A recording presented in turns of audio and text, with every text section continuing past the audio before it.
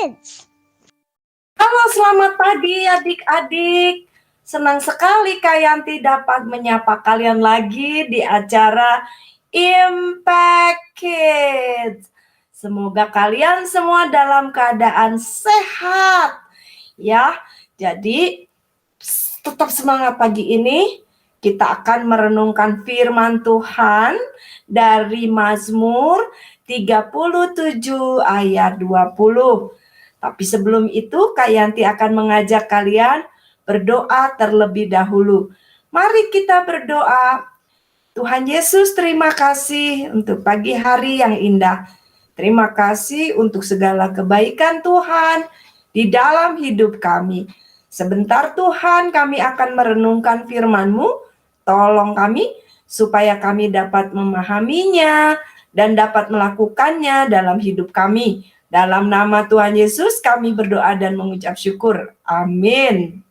Adik, tadi Kak Yanti sudah sempat sebutkan renungan kita pada pagi hari ini dari Mazmur 37 ayat 20.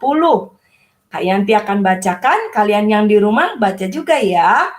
Sesungguhnya orang-orang fasik akan binasa.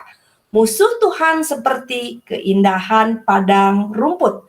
Mereka habis lenyap bagaikan asap.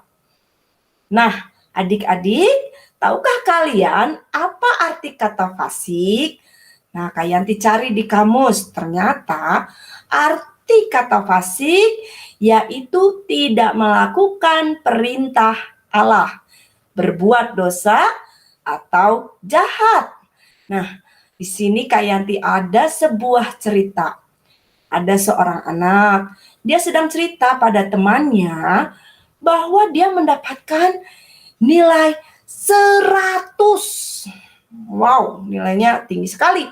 Padahal sebenarnya nilai dia adalah 70. Dia pikir dengan cerita nilainya 100, teman-temannya akan menyukainya. Padahal perbuatan yang dilakukannya itu salah. Mengapa? Karena bohong itu adalah dosa. Mengapa sih dia melakukannya? Dan mengapa sepertinya meski dia berbuat salah dan dosa, dia kok aman, baik-baik saja? Kok Tuhan diam saja dan membiarkan dia berdosa? Tetapi apa benar Tuhan membiarkan orang yang berbuat jahat atau berdosa? Lalu apa yang harus kita lakukan sebagai anak Tuhan? Adik-adik, Daud menulis Mazmur ini menjelang akhir hidupnya.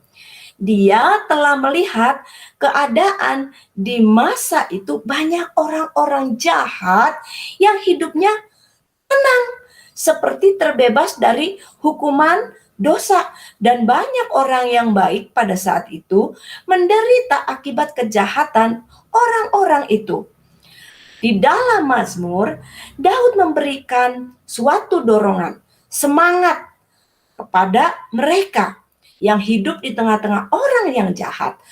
Dan mengatakan jangan iri kepada orang-orang yang jahat itu. Ya, jangan kita menjadi iri ketika kita melihat ada orang yang kelakuannya jahat, tetapi hidupnya sepertinya baik-baik saja, sepertinya hidupnya menyenangkan. Daud berkata, jangan marah karena orang yang berbuat jahat. Jangan iri hati kepada orang yang berbuat curang. Dari Mazmur 37 ayat 1. Orang yang jahat itu memang ada di sekitar kita. Dunia ini memang dipenuhi orang yang berdosa. Nah, adik-adik, sudah seharusnya kita yang sudah bertobat dan percaya kepada Tuhan Yesus melakukan hal yang baik. Jika mereka berbuat jahat, kita harus berbuat yang baik. Jangan ikut-ikutan untuk berbuat jahat. Mengapa? Karena sesungguhnya orang-orang fasik akan binasa. Menurut Mazmur berapa tadi? 37 ayat 20. Jadi yuk kita lakukan apa yang baik. Contohnya apa saja adik-adik? Mengasihi, menghormati, taat kepada orang tua, membantu orang tua di rumah, membantu adik atau kakak, atau membantu orang lain yang membutuhkan.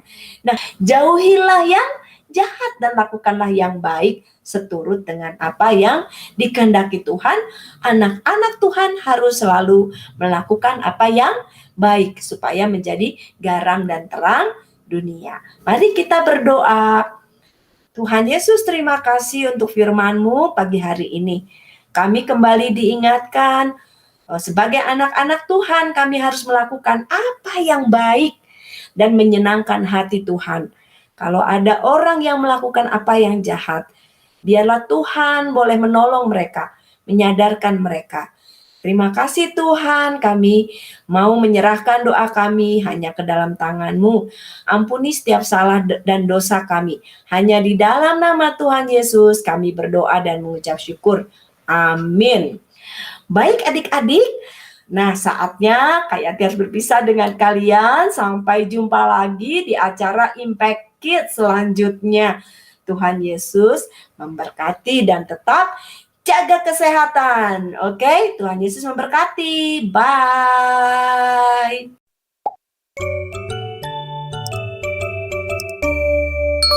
Impact Kids.